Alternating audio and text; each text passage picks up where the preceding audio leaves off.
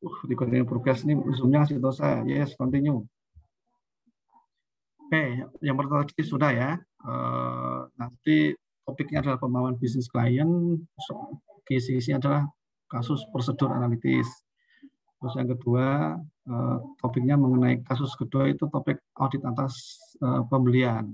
Jadi soal kasus, pembelian, dan persediaan. Nanti bikin tas kerja di situ, teman-teman.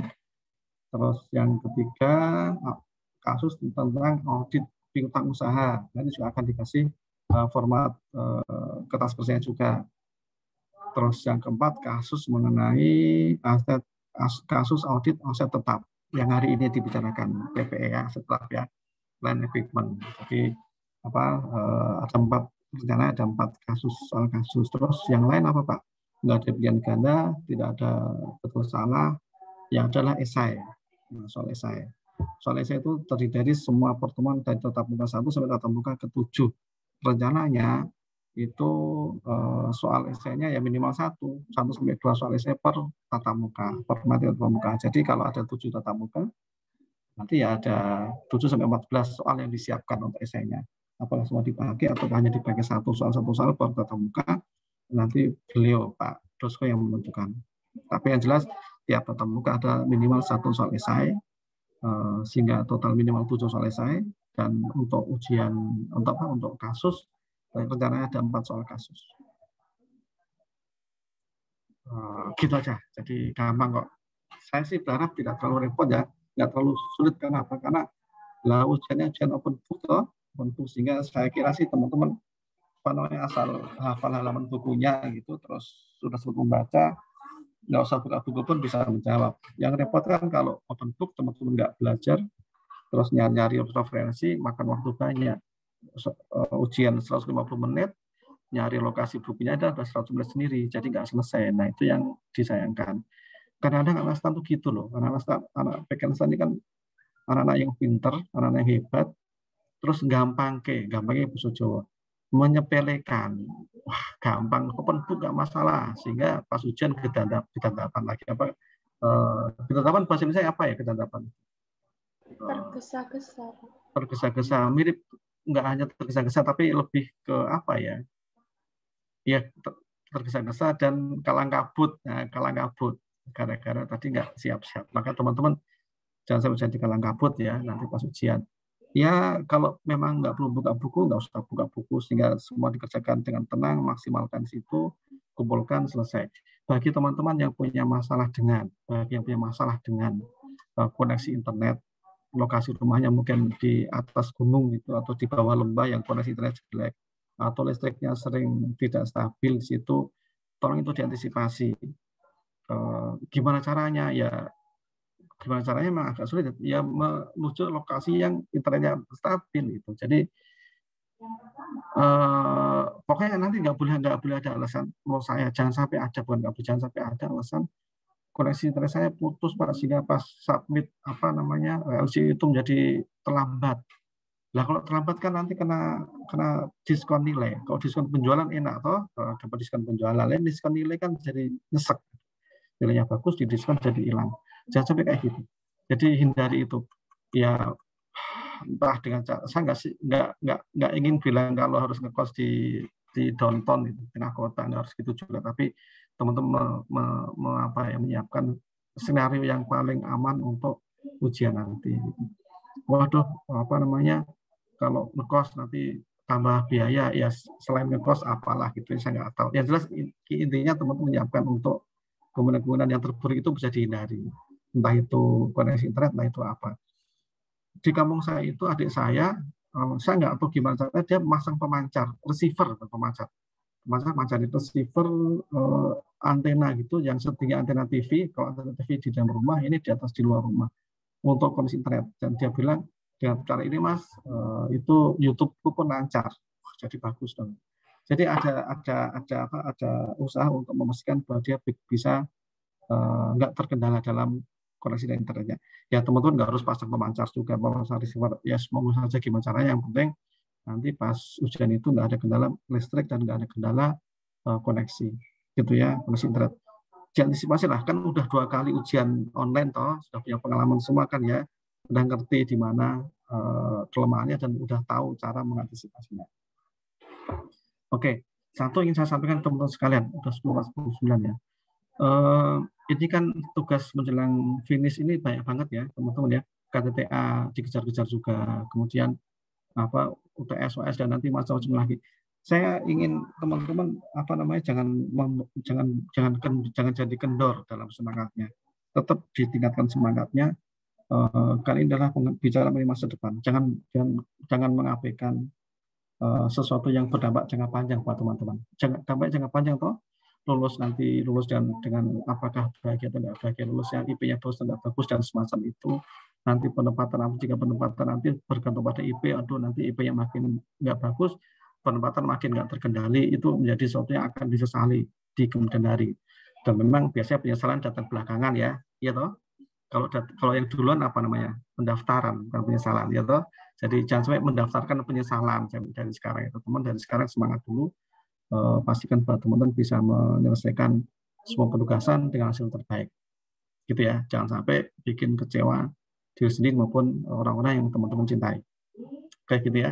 Semangat, tetap jaga semangat dan jaga semangat. Saya dulu pernah sampaikan ini kadang-kadang di rumah itu kan hawanya itu hawa liburan ya toh. Kalau dulu di Joramangu itu fokus belajar, begitu pulang kampung itu liburan. Nah ini di kamu sejak tahun lalu, waduh liburan terus nih.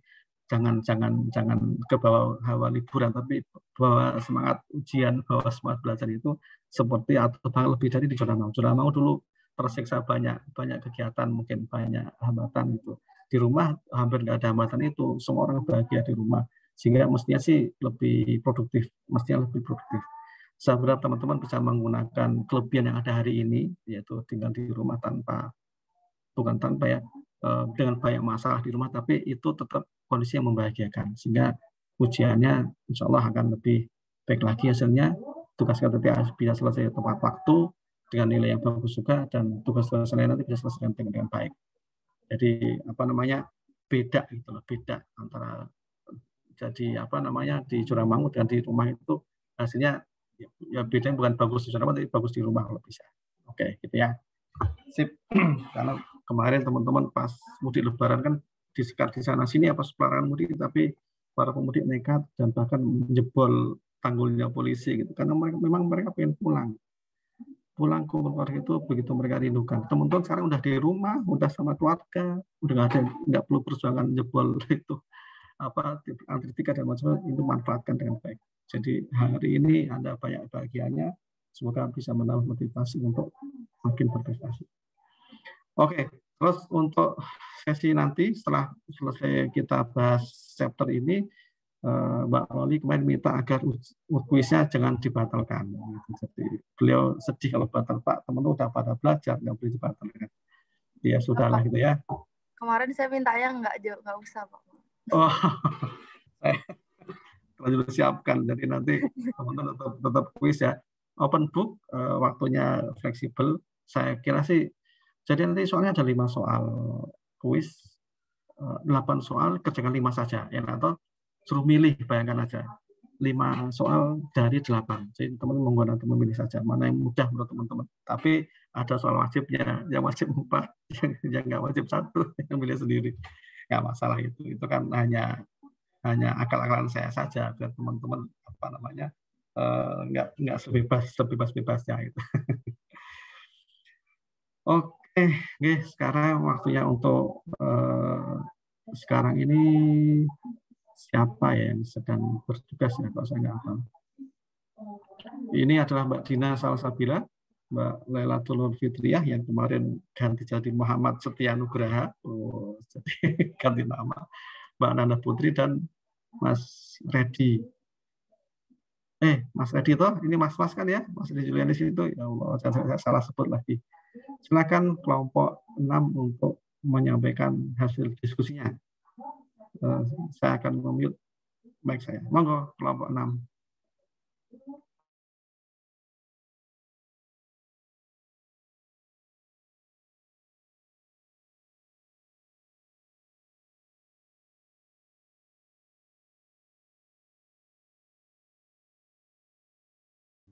Mas Pak, apakah sudah terlihat?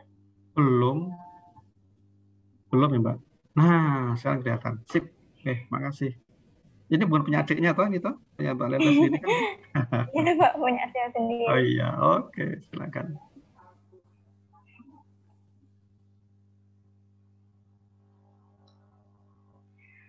Assalamualaikum warahmatullahi wabarakatuh. Selamat pagi Pak Edi, selamat pagi teman-teman.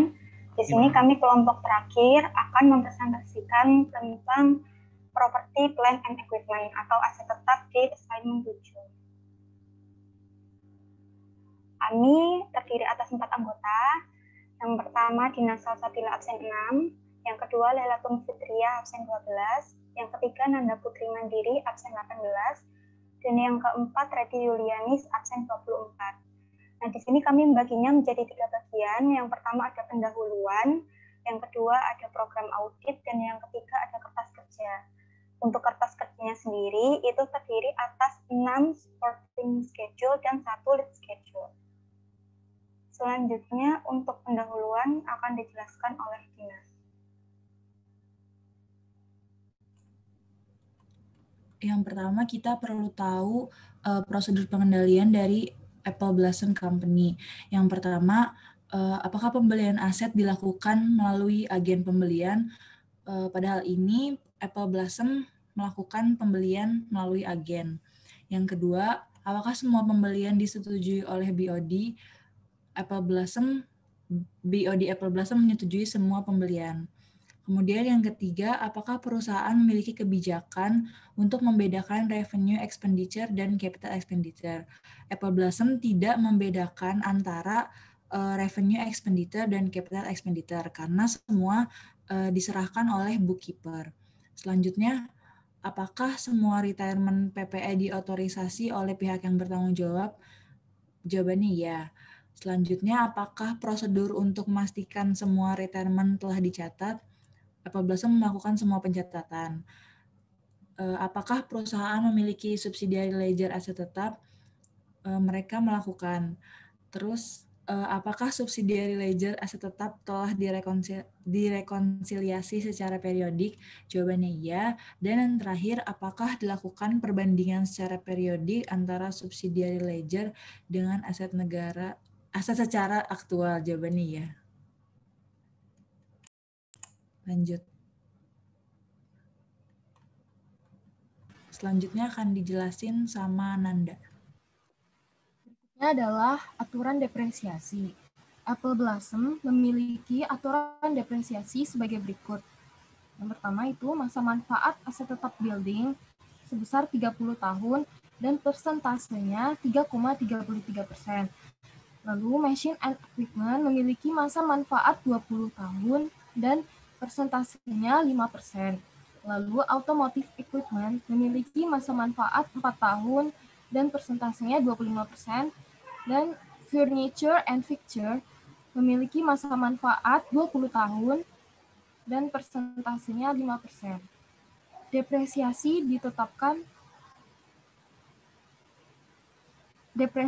ditetapkan setengah tahun, baik pembelian maupun pelepasan aset tetap di tahun berjalan untuk mempermudah perhitungannya. Berikutnya akan dijelaskan oleh Redi.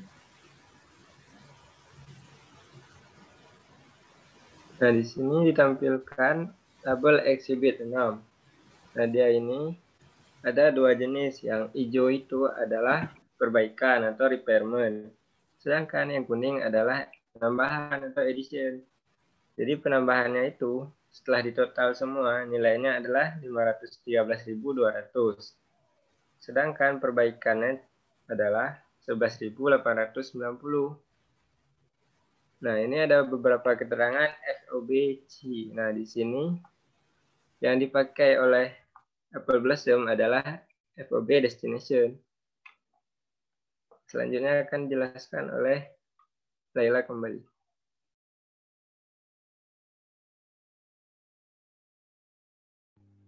Setelah pendahuluan, yang kedua adalah program audit. Nah, sama seperti pertemuan sebelumnya, jadi kami membagi program audit ini menjadi 5 asepsi. Yang pertama itu existence or occurrence. Jadi intinya kami ingin mengecek apakah transaksi ini benar-benar terjadi. Untuk program auditnya, yang pertama, kami meminta catatan daftar aset tetap atau PPE mengenai saldo awal, penambahan, retirement, akumulasi penyusutan, dan saldo akhir untuk setiap akun. Selanjutnya, untuk transaksi penambahan dan transaksi retirement itu kami rinci kembali. Untuk transaksi penambahan, itu kami mengecek dan memastikan adanya seluruh dokumen pendukung. Yang kedua, mengecek dan memastikan adanya otorisasi pihak yang berwenang. Yang ketiga, memeriksa aset tetap secara fisik yang dibeli pada tahun berjalan. Dan yang terakhir, mengecek dan memastikan seluruh transaksi penambahan itu sudah tercantum di anggaran. Nah, untuk transaksi retirement atau pelepasan aset tetap itu hampir sama. Jadi, mengecek dan memastikan adanya seluruh dokumen pendukung serta ada otorisasi dari pihak yang berwenang. Kemudian menelusuri pencatatan jurnal penerimaan kas. Untuk asersi yang kedua itu completeness atau kelengkapan. Jadi intinya seluruh transaksi itu benar-benar sudah dicatat semuanya. Program audit yang pertama, menganalisis perkiraan biaya repair and maintenance aset tetap, apakah telah dikapitalisasi atau diklasifikasi sebagai beban. Nah, di sini kita tahu bahwa untuk biaya perbaikan itu dibagi menjadi dua. Ada revenue expenditure, jadi perbaikannya itu dicatat sebagai beban, dan ada capital expenditure. Jadi biaya perbaikannya itu akan dikapitalisasi menjadi aset tetap dan akan didepresiasi di akhir tahun. Di sini kami akan melakukan analisis tersebut. Kemudian yang kedua, memeriksa konsistensi perhitungan penyusutan PPE. Kenapa kami memeriksa konsistensi? Di sini Apple Blossom itu menggunakan metode garis lurus. Otomatis perhitungan depresiasinya itu harusnya sama atau konsisten. Terus yang terakhir, memeriksa nilai buku, keuntungan atau kerugian dari retirement PPE, apakah sudah benar, dan terdapat otorisasi yang jelas. Kemudian untuk asersi yang ketiga, itu mengenai right and obligation, jadi mengenai hak terkait PPE tersebut. Yang pertama, memeriksa notulen rapat, perjanjian kredit, dan jawaban konfirmasi dari bank, untuk memeriksa apakah ada aset tetap yang dijadikan jaminan. Kemudian yang kedua, memeriksa apakah ada aset tetap yang dijadikan agunan kredit di bank. Nah, untuk asersi yang keempat, itu valuation or allocation. Berarti hubungannya itu sama perhitungan ulang atau rekalkulasi. Di sini, program audit yang pertama itu melakukan voting dan cross-voting dan mencocokkan totalnya dengan general ledger atau subledger, saldo awal dengan working paper tahun lalu, serta melakukan rekalkulasi terhadap aset tetap.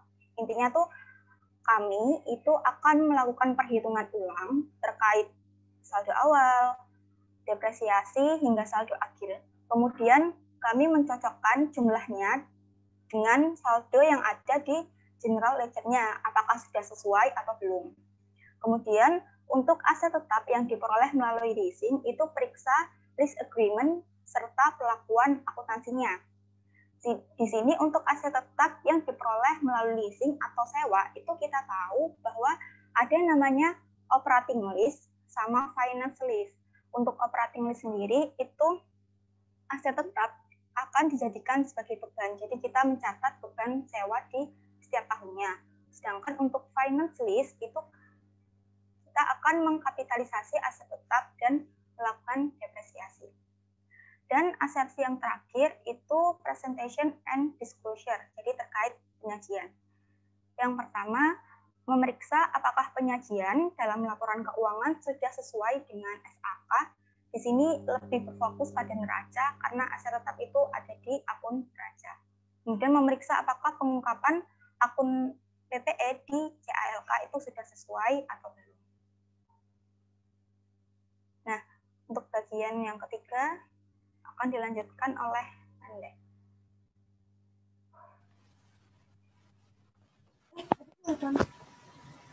Berikutnya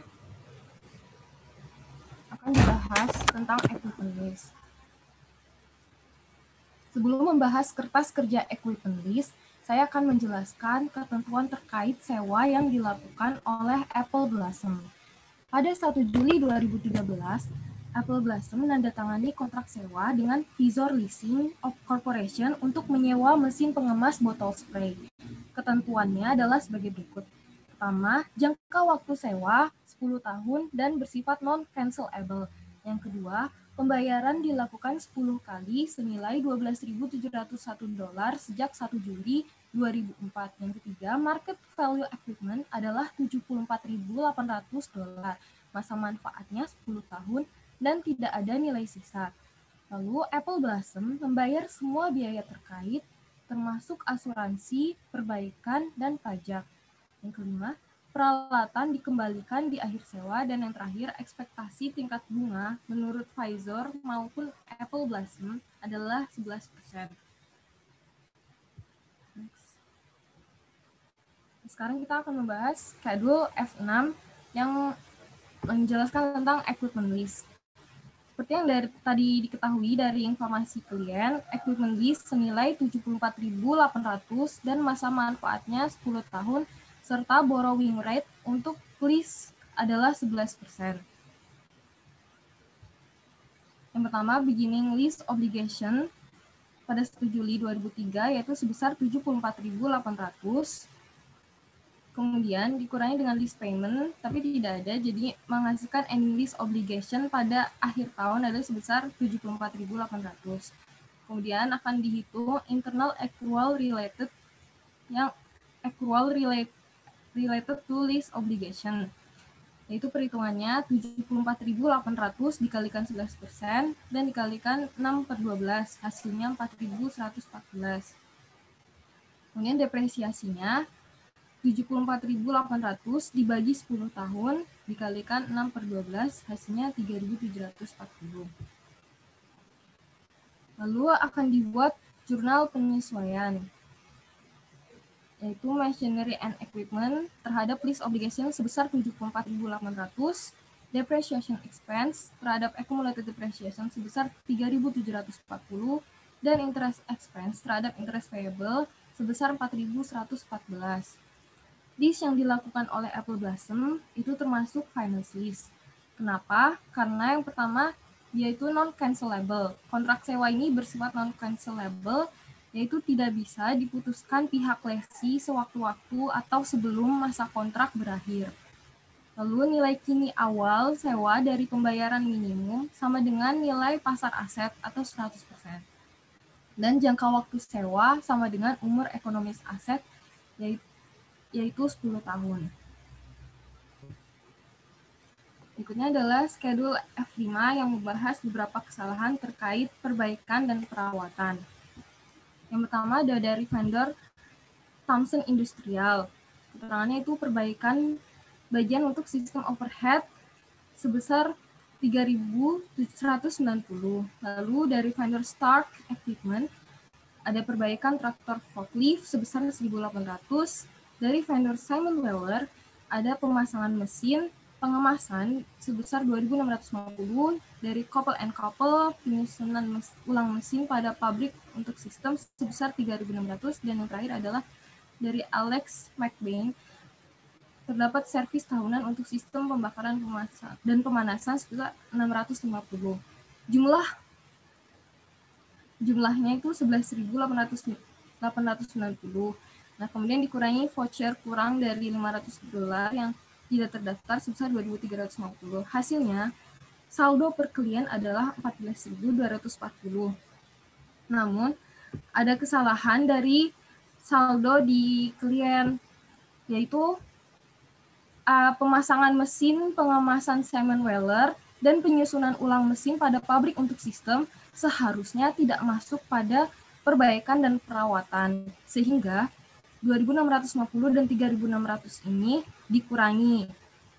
Jadi 14.240 dikurangi 6.250 menghasilkan saldo per audit 7.990. Karena ada kesalahan, dibuat jurnal penyesuaian, yaitu machinery and equipment terhadap repair and maintenance sebesar 6.250 dan depreciation expense terhadap accumulated depreciation sebesar 156 untuk menghapus akumulasi depresiasi yang sudah tercatat.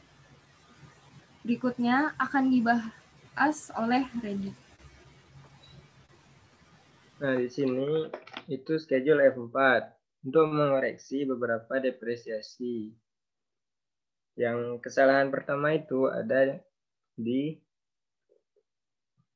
ini yang dijelaskan di schedule F5 tadi, yaitu kesalahan pencatatan yang seharusnya dicatat sebagai kapitalisasi tapi dicatat sebagai beban sebesar 6.250. Jadi depresiasi yang harus dikuranginya sebesar 156. Nah, yang kedua ini list equipment. Itu tadi sudah dibahas juga di schedule F4. Itu sebesar 74.800. Jadi yang di depresiasi yang dikuranginya itu 3.740.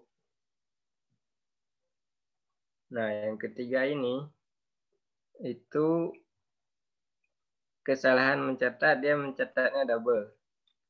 Coba tolong balik ke exhibit 6 tadi.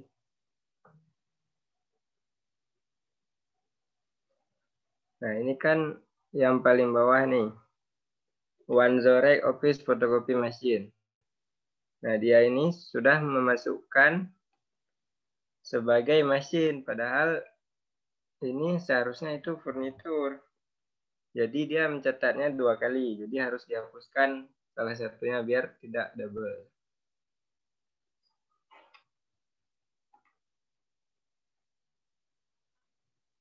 Makanya di sini depreciation for office furniture and fixture-nya itu dihapus senilai 8.400. Jadi depresiasi yang di ininya 210. Yang terakhir itu depresiasi untuk mesin yang sudah dijual senilai 39.600. Depresiasinya 1.980. Nah, jadi jurnalnya ini ada 4 sesuai dengan kesalahan tadi. Yang pertama itu depreciation expense pada akumulasi depreciation machinery and equipment sebesar 156. Yang kedua, depreciation expense pada akumulasi depreciation lease equipment sebesar 3.740. Yang ketiga, akumulasi depreciation office furniture and fixtures pada depreciation expense sebesar 210. Dan yang terakhir, akumulasi depreciation machinery and equipment pada depreciation expense sebesar 1.980.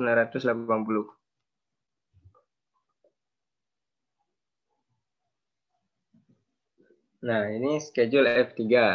Schedule F3 ini mencatat retirement of PPE. Jadi seperti yang sudah disebutkan di F4 tadi, ada yang di retirement, yaitu machinery and equipment. Senilai 39.600. Berarti depresiasinya itu adalah 11.880 diperoleh dari 39.600 dikali 5% dikali 6 tahun. 6 tahunnya diperoleh dari tahun pertama tahun 97 sampai tahun 2003. Nah, setelah itu kita menghitung gain or loss on disposalnya. Itu diperoleh dari 12.450 dikurang 27.720, maka hasilnya 15.270. Nah, karena saldo per klien sama saldo per auditnya sudah sama, jadi tidak ada perlu penyesuaian lagi. Selanjutnya akan dilanjutkan oleh Dina. Ya, selanjutnya schedule F2. Schedule F2 ini menjelaskan perhitungan penambahan dari property, plant, dan equipment dari Apple Blossom Coal Company. Seperti yang udah dijelasin di Exhibit 6 sebelumnya, itu kan Apple Blossom melakukan beberapa pembelian aset tetap di tahun 2003 yang totalnya sebesar 513.200 yang rinciannya ada di voucher 540, 89, 830, dan 1210. Nah, kemudian di schedule F5 itu kan diklasifikasikan antara beban yang dikeluarkan untuk revenue expenditure sama capital expenditure. Kalau misalkan kita ngeluarin sebagai capital expenditure kan harus dicatat sebagai aset tetap. Maka kami melakukan koreksi di bagian penambahan capital expenditure itu sebesar 2.650 dan 3.600 yang berasal dari voucher 821 dan 912.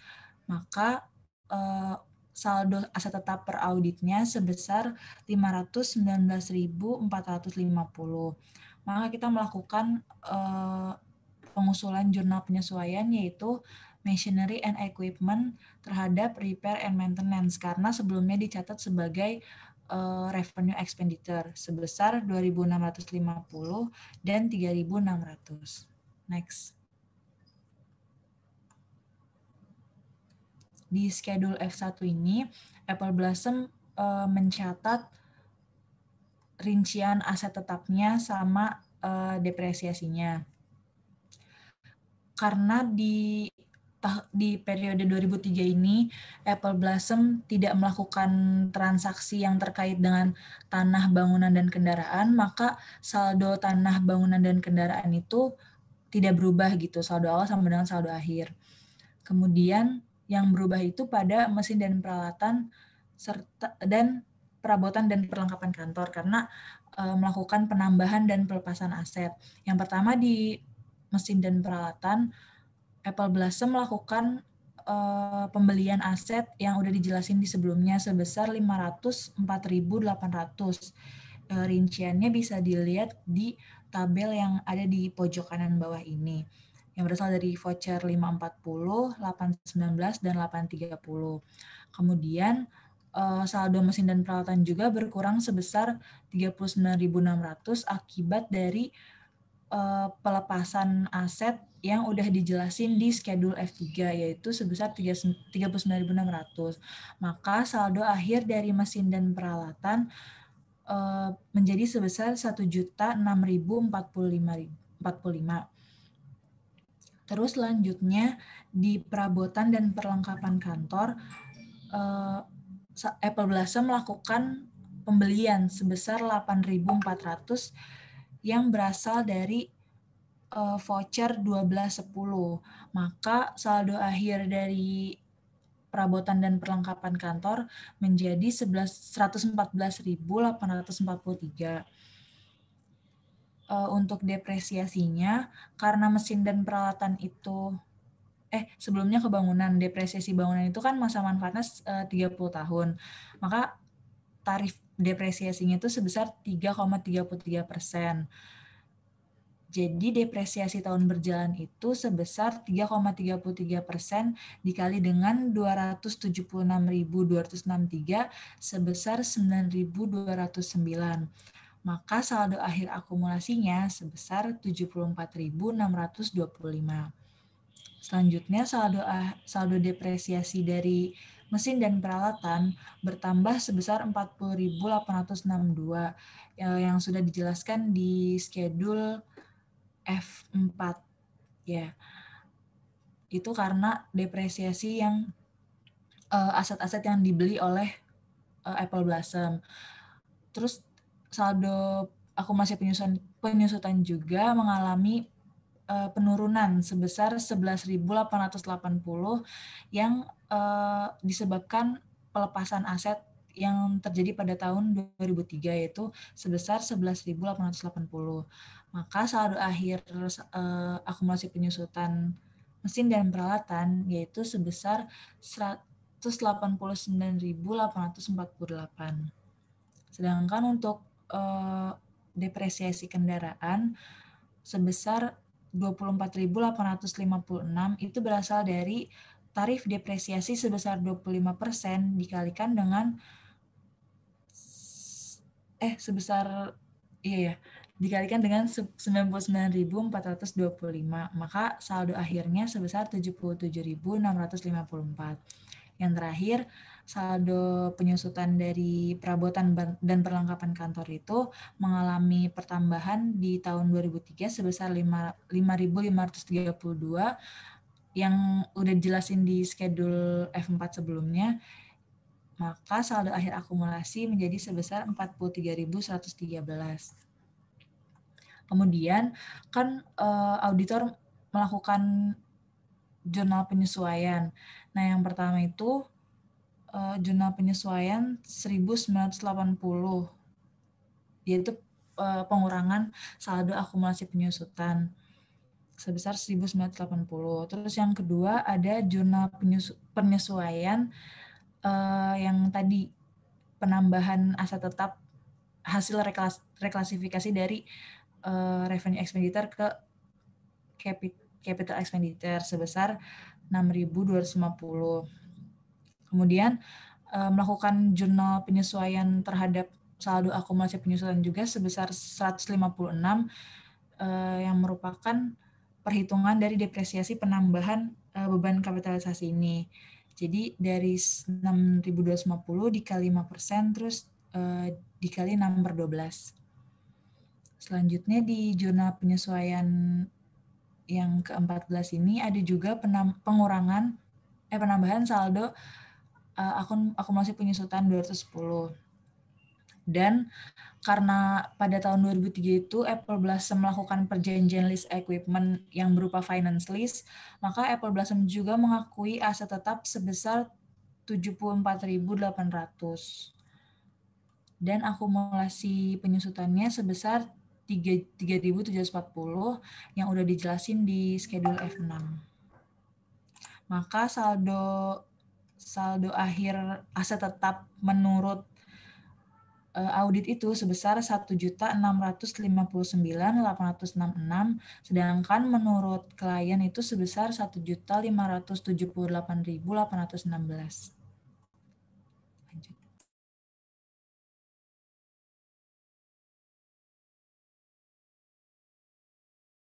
Lanjut lagi.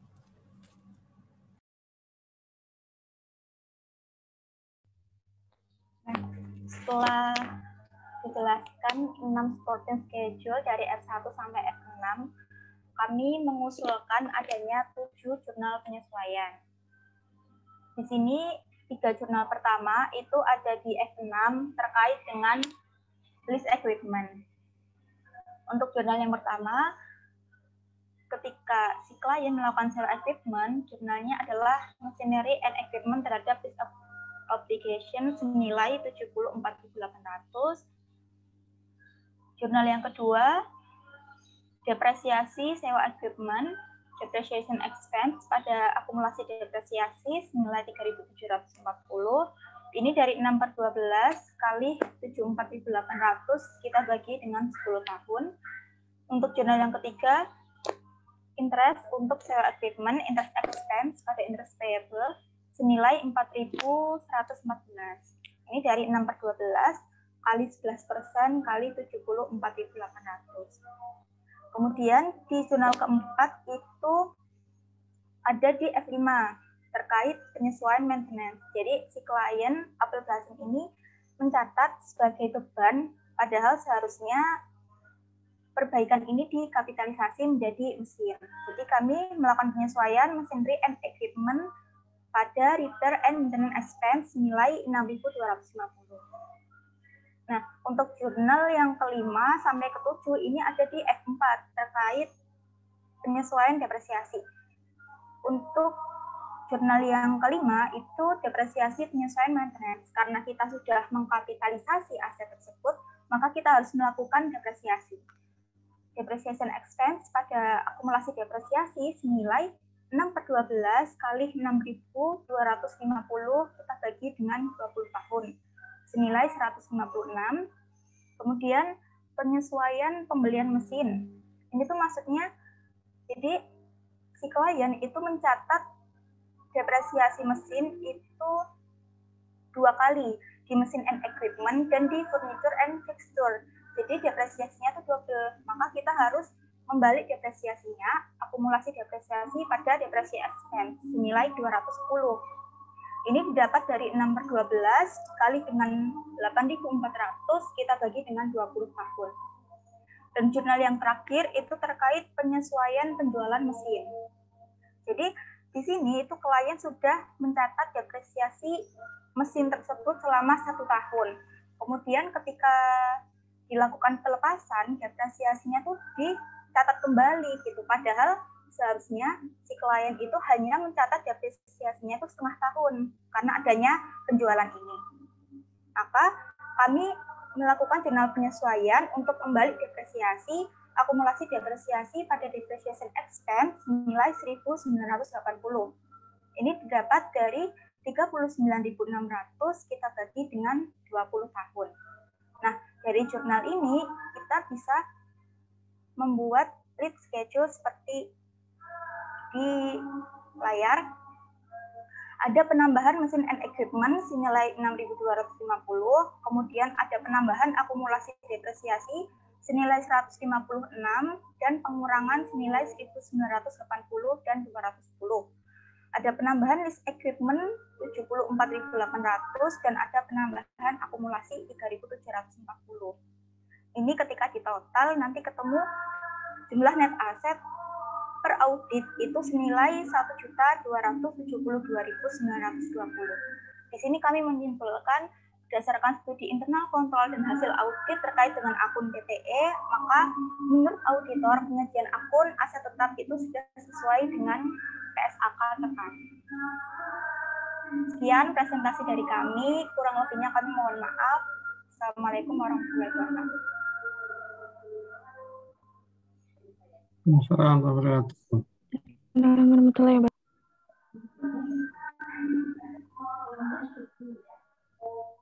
Oke, makasih grup ke-6. Tadi ngaku sebagai grup terakhir, luar biasa. Emang nggak ada grup lagi habis ini ya? Kalau nggak ada lagi untuk habis UTS, kita balik grup 1 gitu ya. Oke, makasih grup 6. Saya kira tadi presentasinya sih mantap sekali gitu ya. Bagus banget. Cukup jelas buat saya tadi penjelasan dari teman-teman tadi yang disampaikan di pariwisata semuanya. Monggo grup 6 kita diskusi beberapa dan beberapa teman-teman yang lain. Monggo langsung di-lead aja diskusinya. Saya jawab.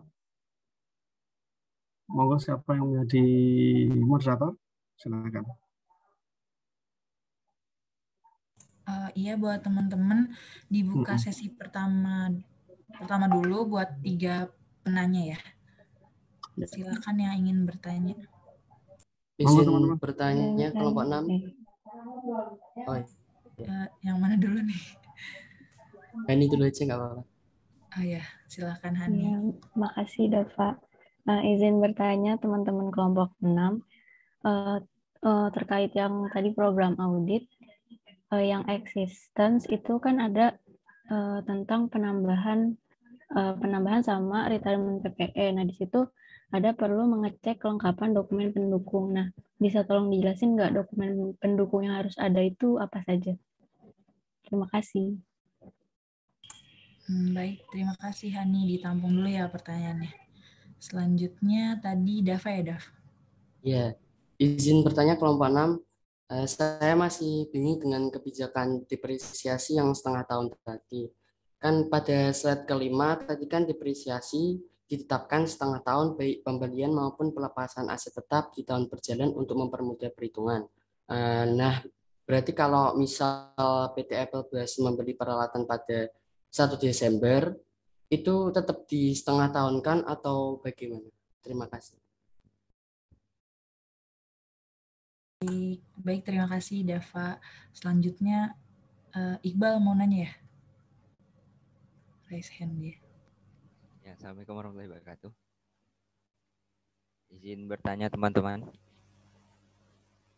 Jadi di complete ini suaranya sudah terdengar nggak belum? Sudah Mas, jelas sekali. Jadi di completeness tadi kan terdapat langkah-langkah memeriksa konsistensi perhitungan penyusunan PPE.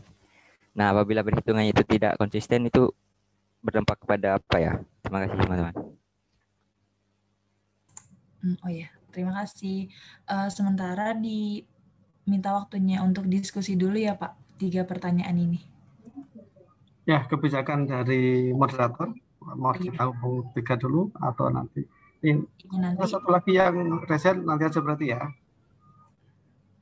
Oh iya. Ya, monggo. Yang resen jangan dilepas dulu handnya, biar kan nggak capek toh yang resen cuma kodenya aja kok. Tadi siapa tadi Mbak Bria? Nih, monggo Mbak 3 dulu nggak apa-apa.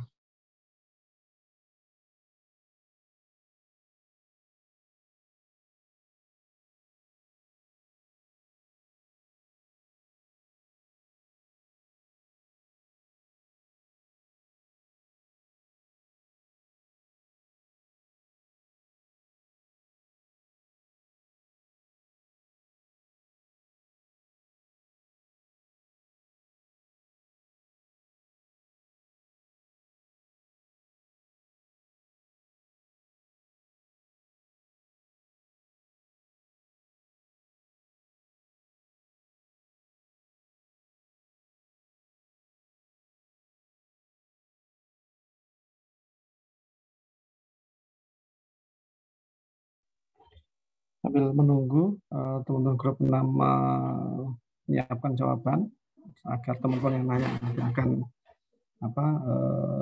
terpuaskan dengan jawabannya. Teman-teman, ini sama-sama mengaudit atas, semoga nggak ganggu ya kalimat saya, boleh dicabut biar nggak berbunyi di teman-teman grup 6. Teman-teman nanti bisa membedakan antara audit atas fixed asset ini, sama-sama ada barangnya dengan atas inventory. Kan sama-sama lihat barang toh. Fixed asset ini ada fisik barangnya, inventory juga kemarin kita bicara ada fisik barang yang dilakukan stok opnam, dilakukan penyajian fisik, ya kan ya sama-sama ada fisik barang, tapi ternyata apa yang dilakukan auditor tidak 100% sama gitu atas dua akun ini ya, sama-sama ada fisik barangnya. Nah, ini teman-teman bisa coba nanti bisa dilihat apa sih kira yang membuat mereka sama di apanya ya, terus apa yang membuat berbeda. Tadi sih dari penjelasan teman-teman yang presentasi hari ini sudah tampak ada beberapa perbedaan gitu ya, ada beberapa yang muncul antara audit atas inventory dan audit atas fixed asset ini. Kalau inventory waktu itu kita bicara mengenai yang paling gampang langsung ingat kan ada evolusi pinpoint, ada destination, itu kan ini masih dari perusahaan apakah belum dan semacam itu yang harus kita perhatikan gitu. Terkait dengan jual beli inventory itu ada kaitan dengan konfirmasi atas utang, ada kaitan seperti itu juga dan seluruhnya, ada stok opnam. Yang ini tadi belum disebut-sebut apakah ada nggak ya semacam stok opnam itu semacam pencacahan fisik, pengecekan fisik. Itu tadi yang kita belum mendengarkan penjelasan dari grup ini juga. Tapi nggak apa-apa, kita akan mendengarkan penjelasan dari teman-teman ini dulu sampai nanti selesai pertanyaan dari teman-teman yang lain itu.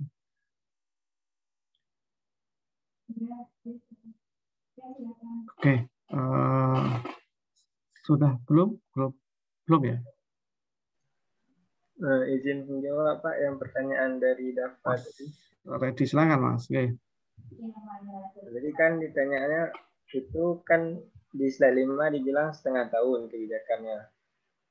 Nah, gimana kalau misalnya dia beli pada tanggal 1 Desember? Jadi menurut kami itu selama belum sampai setahun dia tetap di setengah tahun kan.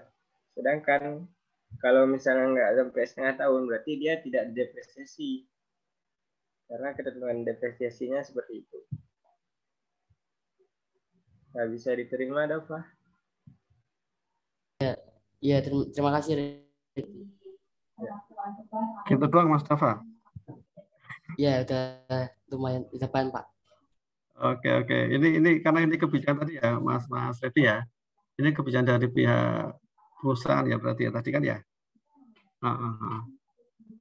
Kebijakan ini boleh nggak sih kalau secara akuntansi PSAK? Seharusnya itu nggak sesuai Pak kalau PSAK. Nggak sesuai, oke. Mestinya sih sesuai dengan ya proporsi yang apa adanya ya harusnya ya. Oke. Tapi ini tadi dalam rangka memudahkan itu, tapi pas disposal dihitung ulang. Oke, makasih Mas Reddy. Monggo berikutnya lagi.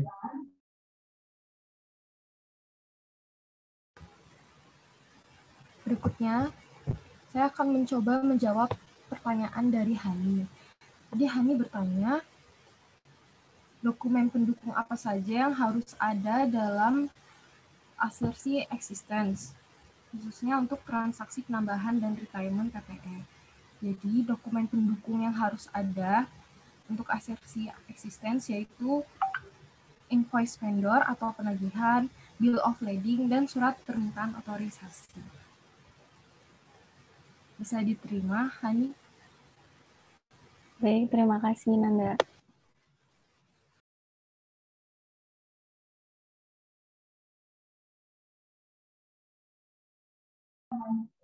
Lanjut Mbak, monggo.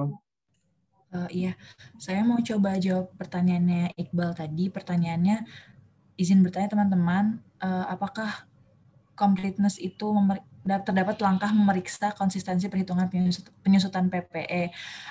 Apabila perhitungan tidak konsisten, dampaknya apa gitu. Jadi kalau misalkan kita tidak melakukan perhitungan secara konsisten, dampaknya itu bisa berupa pencatatan beban yang terlalu tinggi dan pencatatan aset tetap yang terlalu kecil gitu. Nah, ketika pencatatan tidak konsisten, kita tuh sebagai auditor perlu curiga apakah ada perhitungan yang salah gitu, atau ada penambahan atau pelepasan aset tetap yang belum tercatat oleh perusahaan, seperti itu, Iqbal. Gimana, bisa diterima nggak jawabannya? Bisa. Terima kasih kelompok terakhir. Iya, makasih. Kalau gitu, langsung pertanyaan sesi kedua aja. Teman-teman ada yang mau nanya lagi nggak? Tadi yang udah resen Mbak tadi Mbak, siapa tadi? Mbak Aprilia. Ini punya usaha punya perusahaan motor Aprilia. Oh, ikut MotoGP. Mau nggak Mbak Aprilia? Saya izin bertanya tentang bagaimana auditor menguji penambahan dan pengurangan atau pelepasan aset tetap. Terima kasih. Terima kasih Nadine atas pertanyaannya.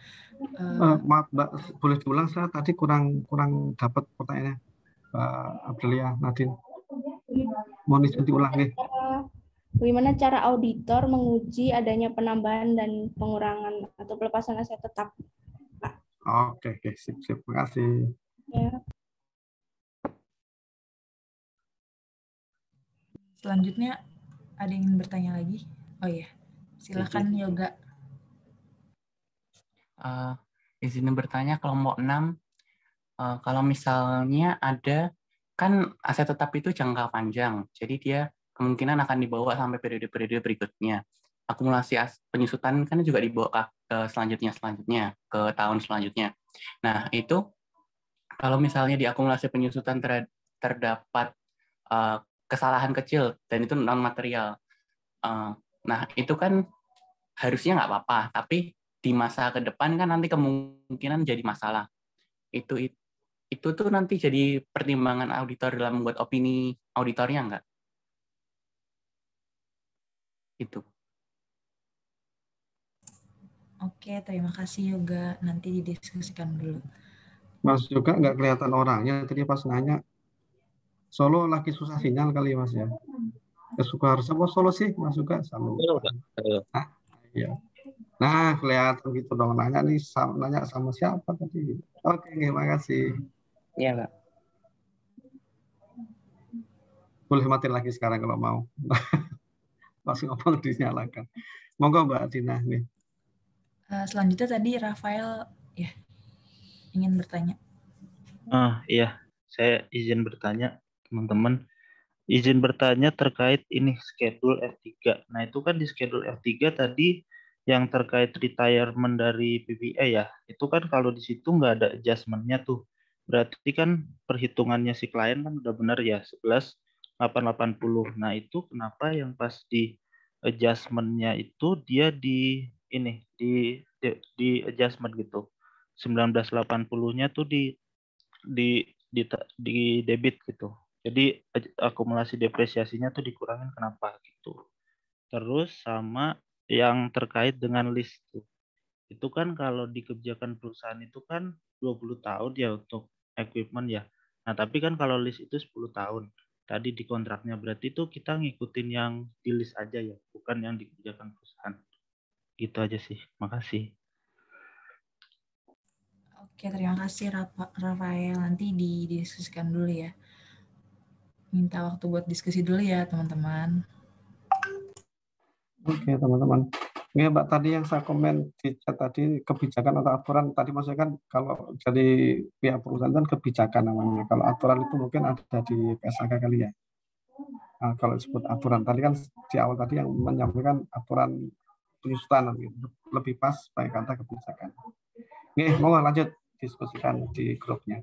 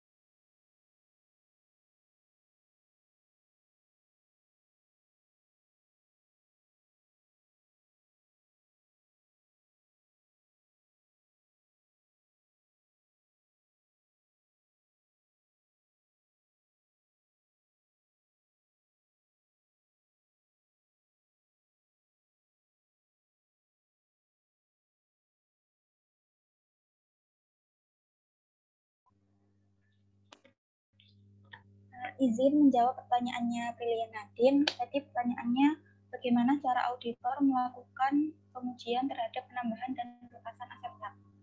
Nah, di sini setelah kami berdiskusi, langkah yang bisa diambil itu yang pertama,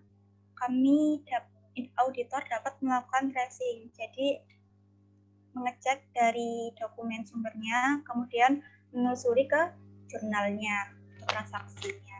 Kemudian tadi juga kami dapat menghubungkan dengan konsistensi pencatatan depresiasinya. Ketika aset itu tidak bertambah, tidak berkurang, itu otomatis harusnya depresiasinya itu konsisten sama setiap tahun. Tapi ketika ada penambahan atau retirement, berarti depresiasinya berubah. Gitu. Seperti itu. Apakah kurang jelas? Oh gitu. Ya. Terima kasih, Laila.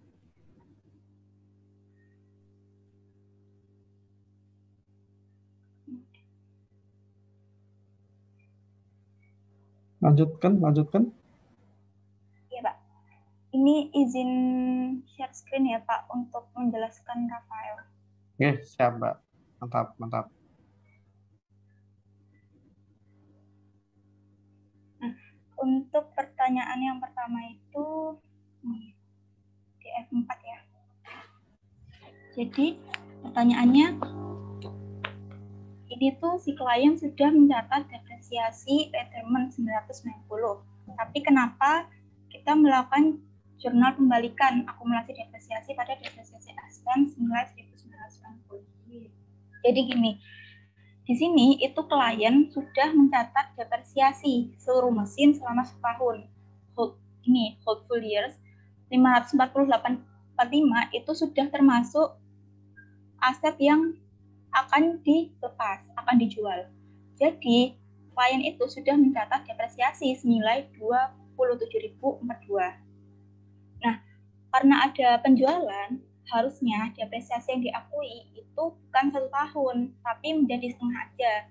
Jadi harusnya di sini untuk retirement depresiasinya itu dikurangi minus 990.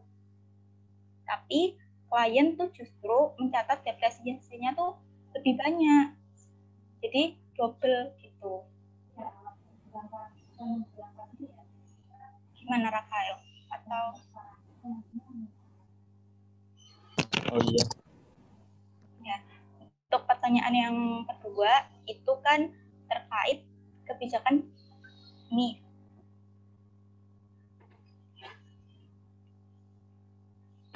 Untuk kebijakan mesin equipment itu 20 tahun, tapi untuk list equipment-nya itu 10 tahun. Harus mengikuti yang mana? Nah, jawabannya harus mengikuti sesuai dengan perjanjian antara si lessee dengan si lessor. Jadi, depresiasinya ditetapkan 10 tahun. Bisa berubah gitu. Seperti itu.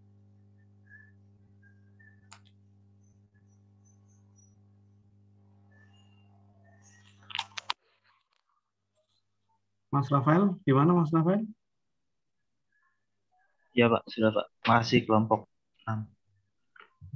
Ini pertanyaannya. Mas Yuka ya, perlu dijawab ya? Ada satu lagi Pak, saya mau coba jawab pertanyaan dari Yoga. Oke. Tadi pertanyaannya,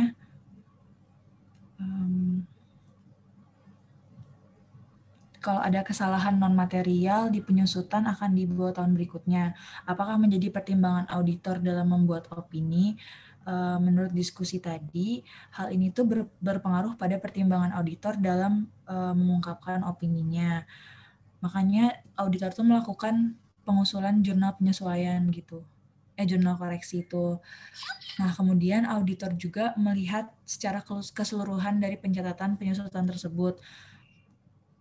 Misalnya pencatatan sudah wajar, berarti auditor bisa nambahin beberapa catatan selain dari opininya tersebut itu.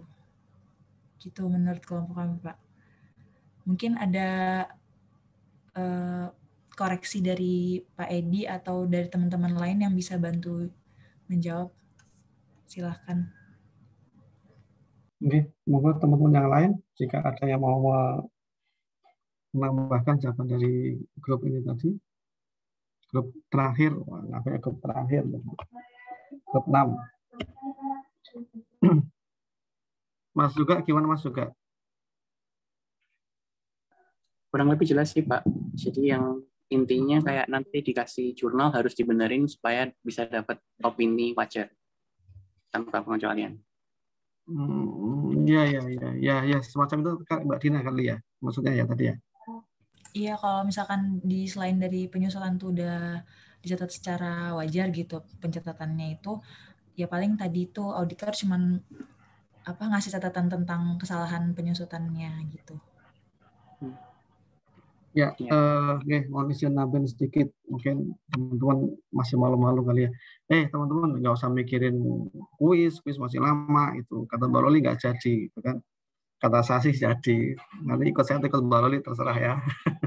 Ya, kalau ketika mendapati bahwa ada yang kurang tepat dalam penyajian saldo akun atau semacam itu ya tadi itu tentu auditor ketika mendapat temuan itu kan akan mencatat itu dan akan mengusulkan disajikan dalam kertas kerjanya di lead schedule-nya kan ada lead schedule ya bahasanya ya di schedule utama tadi itu nanti akan diusulkan kepada PAudit untuk melakukan adjustment penyesuaian.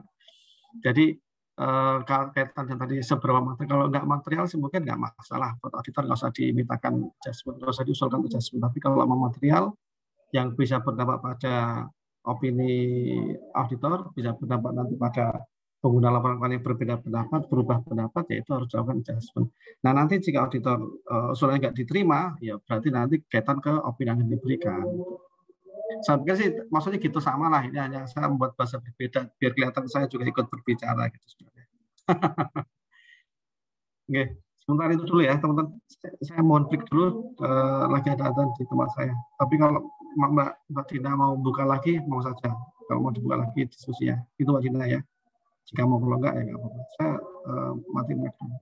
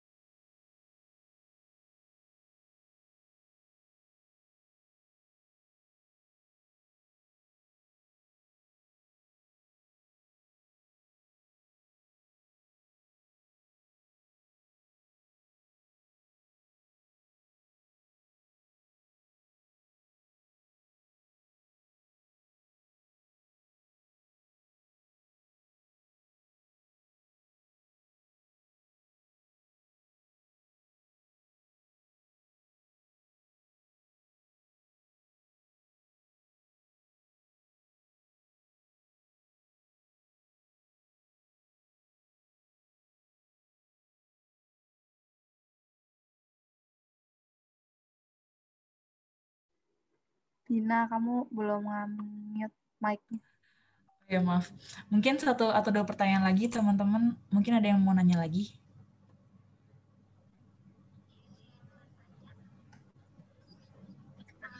Tadi kan di slide awal itu kan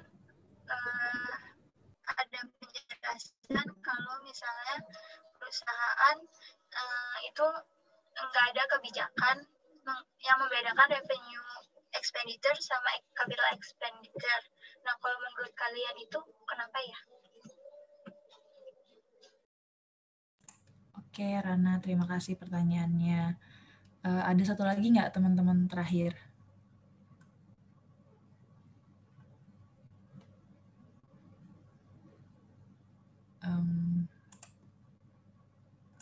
Nggak ada berarti ya?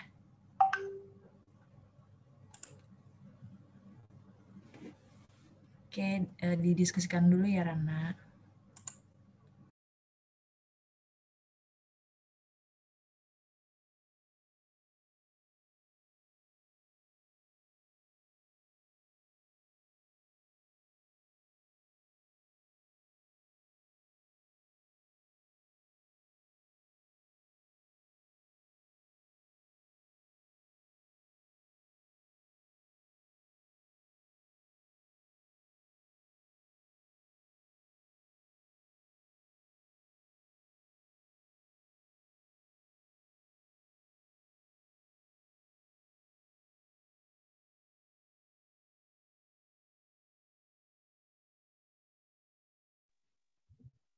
Izin nambahin satu, boleh Mbak Dina?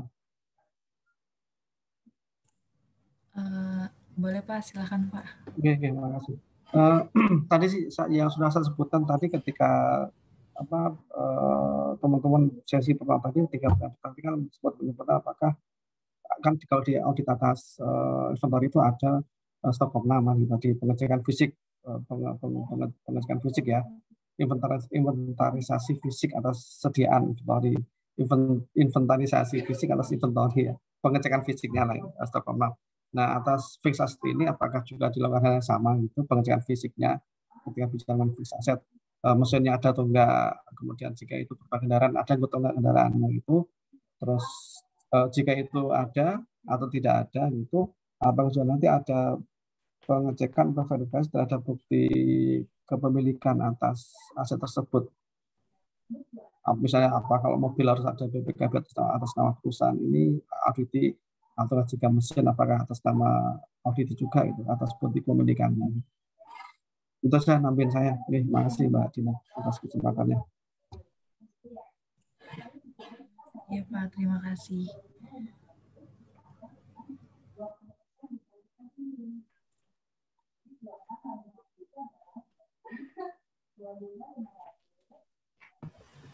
Saya akan mencoba menjawab pertanyaan dari Rana. Tadi pertanyaannya, apa ada alasan Apple Blossom tidak melakukan pembedaan antara revenue expenditure dan capital expenditure? Bisa jadi alasan kenapa Apple Blossom tidak melakukan pembedaan, Apple Blossom ingin mengurangi net income. Soalnya jika Apple Blossom sengaja mencatat semuanya sebagai beban, akibatnya net income akan lebih kecil dan perusahaan bisa menghindari pajak. Bagaimana bisa diterima, Rana? Terima kasih, Nanda.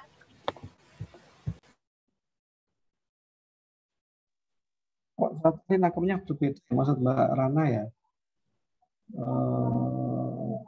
Tadi enggak, saya menangkapnya berbeda kan di masa lagi ada jadi mungkin memang ada distorsi pendengaran saya. Maksudnya gini, tadi saya mau dikoreksi Mbak Rana maksudnya. Apakah betul yang tadi sesuai yang dijawab Nanda Putri, apakah bukan begitu maksudnya? Kalau saya ya nanyanya kenapa Apple Blossom itu enggak melakukan pembedaan dari capital expenditure sama revenue expenditure. Nah tadi kan di slide teman-teman tadi kan ada koreksi tadi ya, yang dua item tadi ya, Mbak Nanda Putri tadi ya, dua dijadikan sebagai capital expenditure tadi ya. Iya. Kemudian dengan koreksi auditor tadi jadi gimana tuh, Mbak Nanda Putri? Kan ini Mbak Nana tadi penasaran kenapa kok itu nggak ada kebijakannya, semua dijadikan sebagai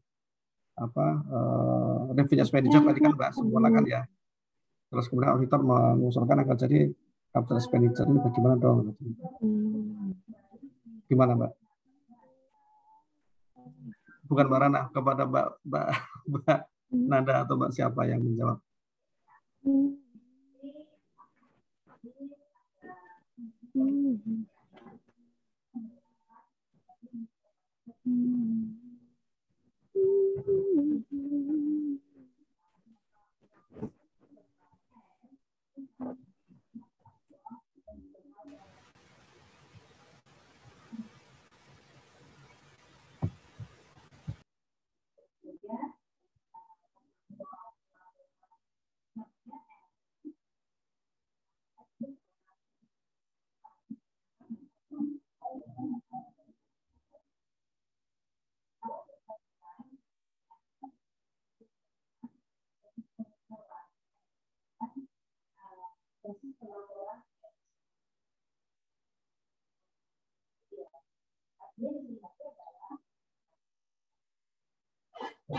Ini jadi diem-dieman nih, kita musuhan kayaknya ya.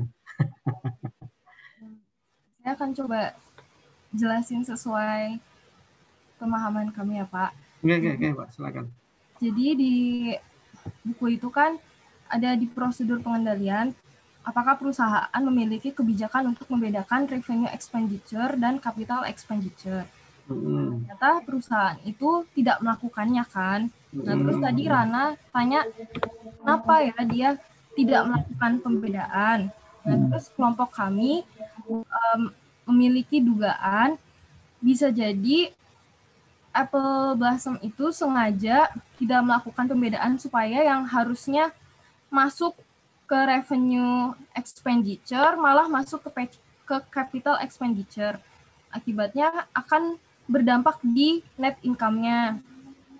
Nah, jadi kalau misalnya yang harusnya dicatat di revenue tapi tidak dicatat di revenue, kan akhirnya net income-nya bisa berkurang sehingga nanti pajaknya bisa berkurang dan perusahaan itu bisa menghindari pajak. Begitu sih Pak pemahaman dari kelompok kami. Iya. Setuju dengan itu. Tadi terus tak lanjutin lagi dengan auditor melakukan adjustment tadi itu ini seberapa dampaknya nih, seberapa buat si perusahaan, buat si kliennya, buat si Apple Blossom itu gimana, Mbak? Gimana Pak? Buat ya kan tadi auditor akhirnya melakukan adjustment koreksi ya, yang dua item tadi, dua hal tadi kan yang dilakukan adjustment ini masuk dalam capital expenditure tadi gitu kalau salah, ya kan ya. Nah dengan dikoreksinya ini gitu, padahal si auditnya akan berpendapat ini kan hak saya, ini kebijakan saya dong, saya jadikan sebagai semua adalah revenue expenditure gitu. Kebijakan perusahaan seperti itu. Auditor sampai nggak boleh menuduh saya mengecilkan laba, membesarkan beban gitu kan ya, expenditure itu gitu. Saya nggak mau terima gitu. Ini tetap sebagai revenue expenditure, sebagai capital expenditure. Nah ini auditor nanti argumentasi karena bagaimana, Mbak? Argumentasi auditor untuk mengecas tadi itu. Menurut kami kayaknya penyesuaian itu tetap dilakukan aja Pak. Soalnya kan supaya sesuai dengan kebijakan akuntansi. Kebijakan akuntansi, sebentar. Kebijakan akuntansi ataukah aturan akuntansi PSAK? Maksudnya Mbak Nana Putri? Iya Pak, mungkin. Kalau kebijakan itu yang punya perusahaan nih, kebijakan akuntansinya. Penyusunan itu ada bermacam cara. Nah, perusahaan memakai kebijakan yang straight line gitu kan ya. Terus usaha manfaat itu kebijakan juga kan gitu. Tapi aturan mengenai mana yang boleh capital expenditure, mana yang bisa sebagai revenue expenditure itu kan diatur juga di standar akuntansi kan ya. Iya Pak. Jadi auditor mengargumentasikan sesuai dengan aturan yang ada toh, mestinya kan ya aturan PSAK yang ada toh, bukan kebijakan ya. Iya. Teman-teman nanti mohon jangan salah sebut. Kebijakan itu adalah pilihan perusahaan, dia memilih mana di antara yang ada. Kalau aturannya itu sudah dinyatakan dalam peraturan akuntansi. Oh, ya Pak. Makanya tadi di awal chat saya kan kebijakan apa aturan tadi gitu. Itu biar nanti teman-teman nggak membingungkan pendengar yang seperti saya. Orang tua kayak gini itu gampang bingung. Iya Pak. Oke. Tadi saya Mbak Nanda tadi kan saya hampir sempat nanya juga tadi yang slide Mbak Nanda kan yang nyebut dua tadi jadi capital expenditure kan di slide Mbak Nanda tuh penjelasan terakhir Mbak Nanda terkait dengan tadi itu kan ya sebelum ganti ke slide lainnya.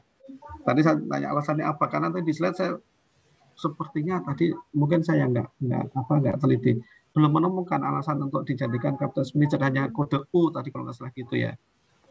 Ini kenapa jadi U? Sepertinya saya belum menemukan.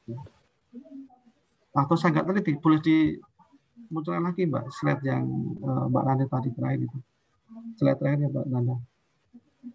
Boleh di-share lagi. Manusia teman-teman. Jangan-jangan saya nggak teliti.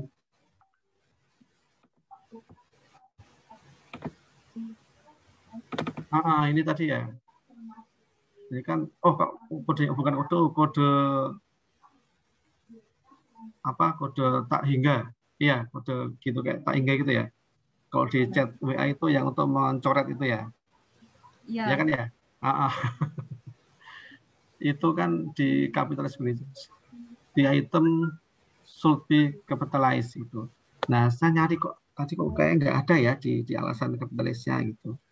Nggak ada toh di sini toh. Nah, penjelasan tadi yang Mbak Nanda sampaikan sesuai dengan aturannya. Tadi gitu Mbak ya, berarti ya. Iya, Pak. Oke, sip. Oke, mantap. Oke, makasih. Cukup atau masih lanjut lagi diskusinya?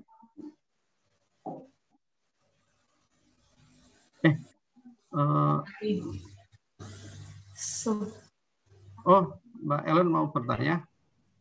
Sebelumnya saya izin memberikan pendapat dan tanggapan juga mungkin sama seperti tanggapan. Oke, silakan. Bapak tadi juga terkait pertanyaan Rana itu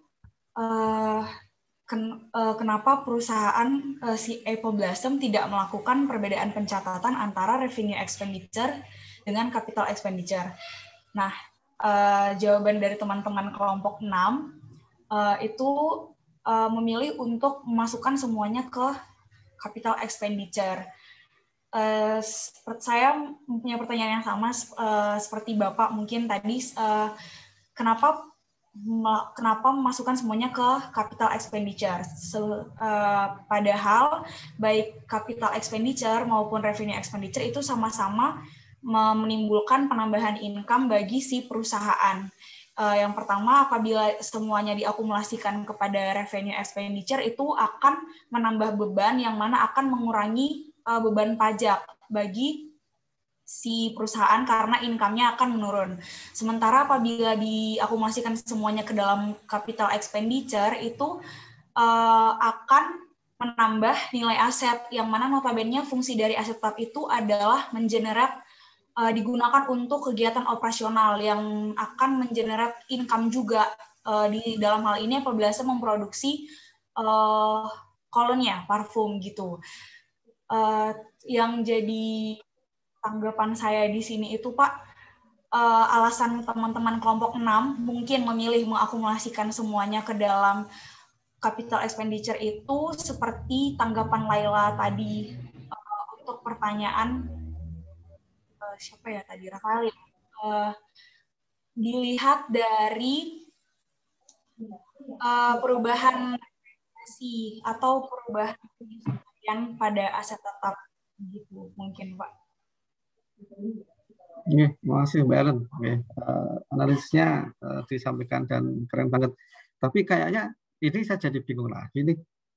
Maksudnya gini, yang saya lihat tadi, yang slide-nya Mbak Nanda tadi kan ada 2 yang jadi capital expenditure, sisanya tetap sebagai revenue expenditure ya. Tapi tadi yang saya tangkap dari Mbak Ellen kok sepertinya Mbak Ellen memahami bahwa menjadi capital semua atau gimana sih Pak? Atau tetap yang 2 capital yang sisanya tetap revenue expenditure ya? Maksud Mbak Ellen tadi ya.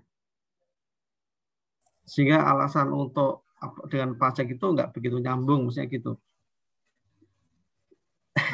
Soalnya di presentase di schedule F2 tadi itu saya dengarnya Dina ngejelasin dibuat sebagai capital expenditure gitu, atau saya yang salah tangkap dari teman-teman kelompok 6 Pak. Soalnya saya ikut dari awal. Iya. Coba Mbak Nanda dimunculkan lagi slide yang tadi, adjustment yang tadi yang ditampilkan saya tadi itu. Dan yang di F2 ya Mbak Ellen ya.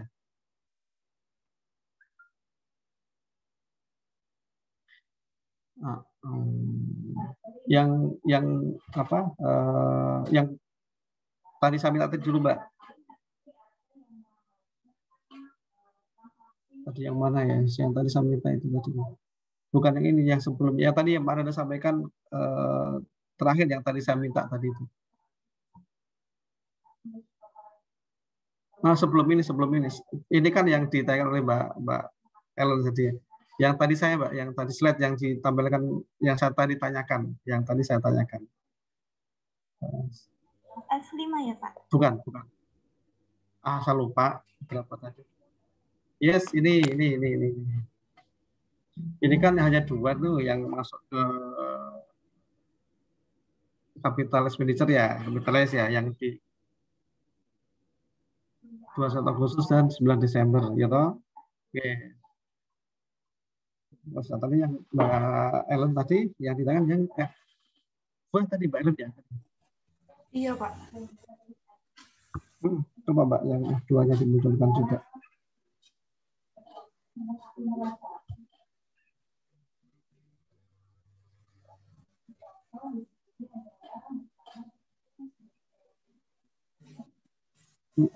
Gimana Mbak Ellen? Nah, itu di voucher F821 dan 912.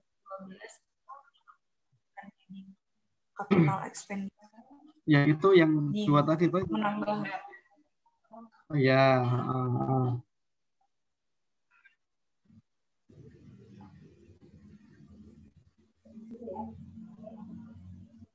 Hanya itu sepertinya Pak yang terkait dengan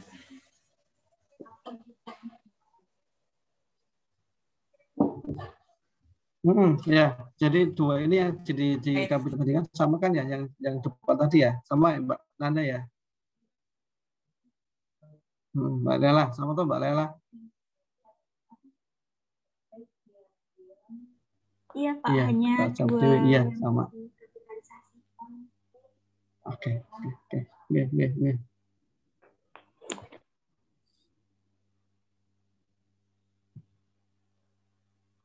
Oke, makasih. Sekali Mbak Ellen ya, buat kita sama-sama ya. Iya, makasih tanggapannya Ellen dan Rana.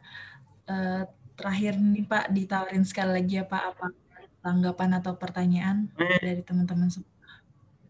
Ada resen Mbak, Ngeri sekali resen siapa nih, Mas Picta. Siapa? Monggo sih mau sampai jam 1 juga nggak apa-apa. Keren. Izin Pak, mau bertanya, apakah suara saya terdengar, teman-teman? Terdengar, bicara. Ya, izin Pak pakai masker mungkin. Jadi izin mau bertanya, ini kan sedang membahas tentang aset tetap. Terkadang kalau misalkan aset tetap itu besar dan mungkin beresiko kan perusahaan mengaplikasikan asuransi terhadap barang tersebut. Nah, apakah asuransi tersebut akan diperlakukan auditnya di audit aset tetap ini atau di audit yang mana? Lalu kalau misalkan di aset tetap perlakuannya bagaimana? Terima kasih Pak. Terima kasih Pijar atas pertanyaannya. Sementara didiskusikan dulu ya Pak, sebentar aja. Oke, sebentar aja. Lebih lama. Ayo, nggak pengen lama.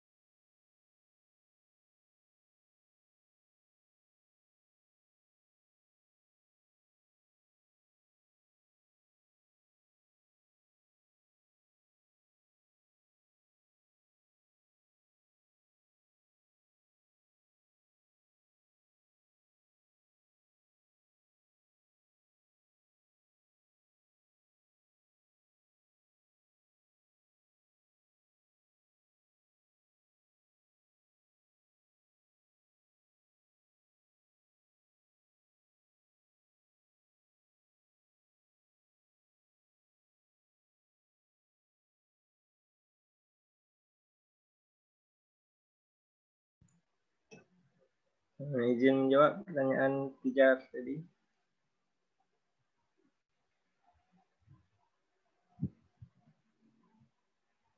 Kami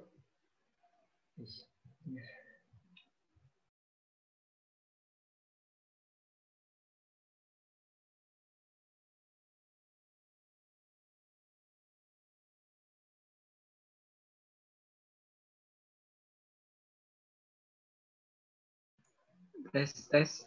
Siap, sudah terdengar Mas. Tadi masih mute. Ya, izin menjawab pertanyaan Pijar. Nah, kami nangkapnya ini bagaimana pelakuan asuransi pada prosedur audit yang di aset tetap.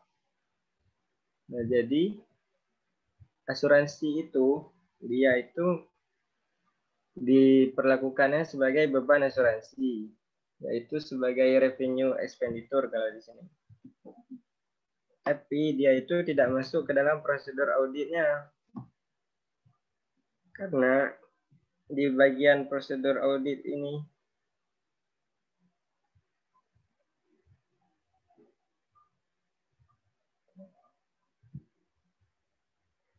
bentar, Pak. Kalau kepala nggak gatal, nggak usah digaru-garu. Nanti jadi gatal beneran. Ini, Pak.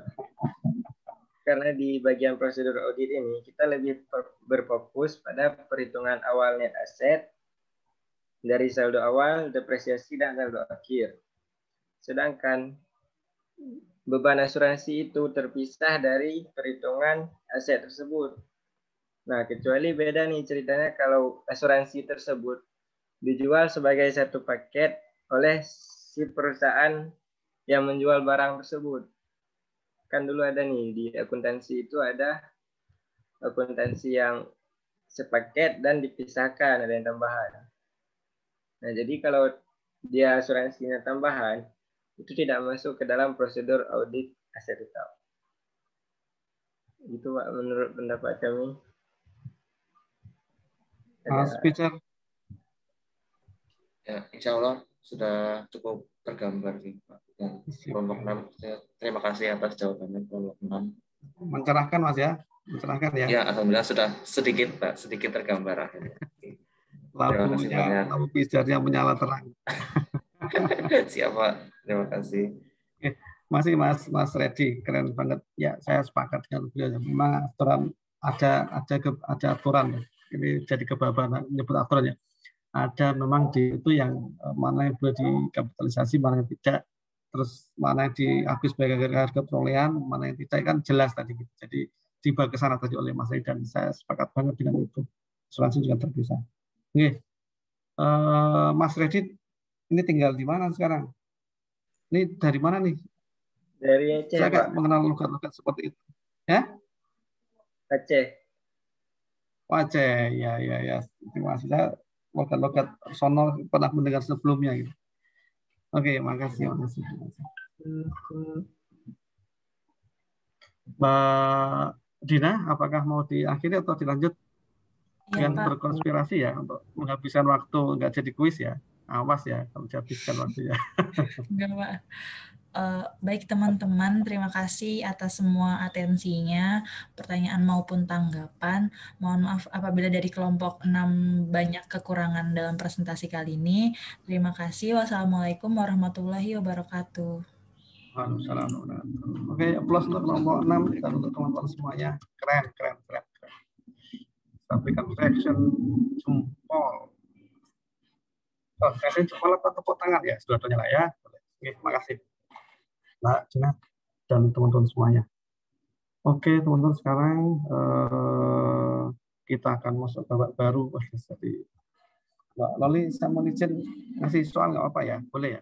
Boleh, Pak. Alhamdulillah. Tadi bilang enggak, nggak jadi, Mbak. Benar-benar. Karena bilang boleh, ya sekarang mau terlanjur, nggak bisa di-cancel lagi. Ya, ini soal kuisnya saya siapkan ada 8 soal, tapi yang dikerjakan cukup 5 saja. Nggak usah semuanya lah ya. Tapi kalau mau semuanya nggak apa-apa. Wah, Pak lagi nganggur, lagi nggak ada kerjaan, itu lagi gabut. Nah, kerjaan kuis boleh juga nggak apa-apa. Itu pilihan teman. Tapi yang saya minta hanya 5 dari 8 soal. Karena bentuknya Google Form, jadi teman-teman nggak usah nyiapin kertas untuk nulis tangan. Tangannya dijaga dulu untuk nulis nanti saat ujian saja. Jadi sekarang pakai ketik di komputer saya gitu ya, biar jangan sampai terluka sebelum ujian, repot. Saya cek dulu soalnya, tak cek dulu, jangan udah saya hapus tuh kuisnya tadi. Kalau dihapus sampai repot, jadi dipakai lagi. Sebentar, saya cek dulu.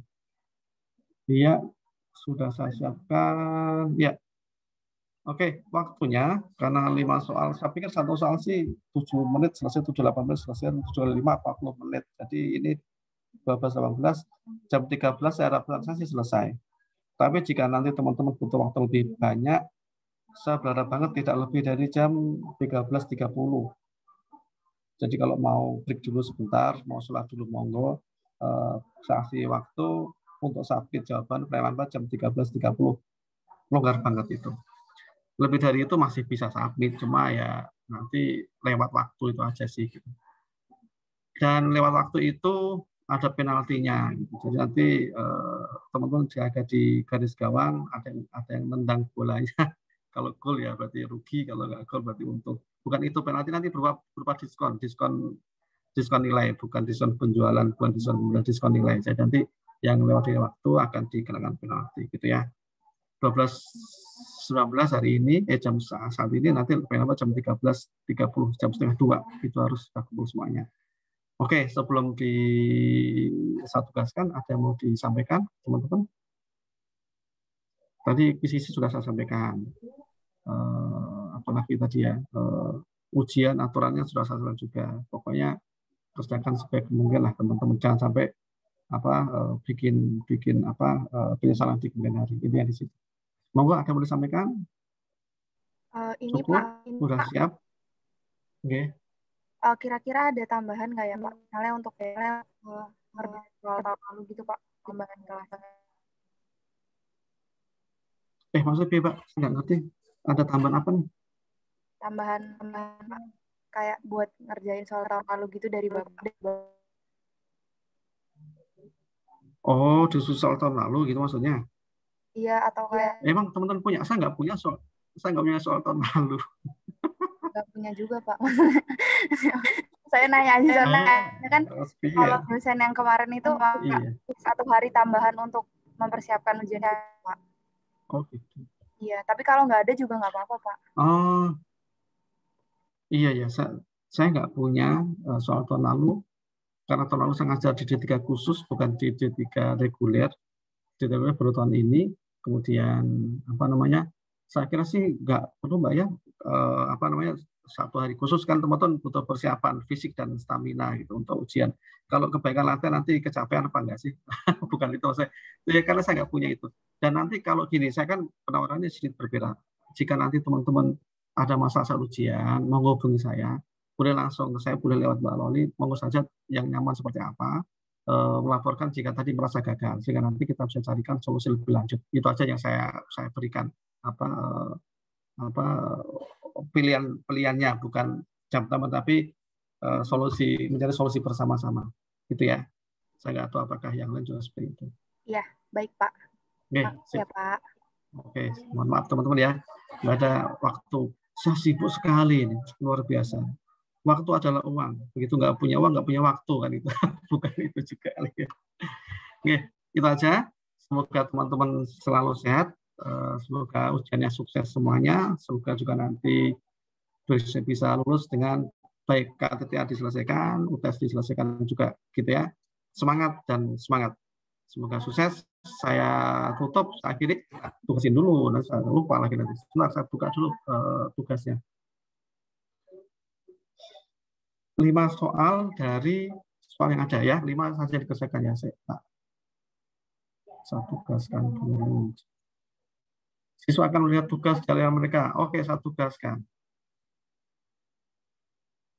Oke. Sampai ketemu dalam kondisi yang lebih baik lagi. Tetap jaga prokes, ikuti pesan Ibu. Saya mohon maaf teman-teman atas segala kekurangan. Oh, yang satu Mbak Loli, nanti rekapan teman-teman aktivitas interaksi ini dikirim ke saya ya. Excel Mbak G? Iya Pak. Oke, sip. Makasih, nggak harus sekarang, boleh besok atau besok lagi nggak apa-apa. Mau saja yang penting sebelum ujian. Ya. Terima kasih teman-teman. Selamat ngerjain kuis. Saya akhiri. Terima maaf. Assalamualaikum warahmatullahi wabarakatuh. Waalaikumsalam warahmatullahi wabarakatuh. Terima kasih banyak Pak. Sama-sama Raymond. Terima kasih Pak. Maaf lahir batin Pak. Oke, sama-sama Mbak semuanya. Saya end meeting for all dalam hitungan 3, 2, 1.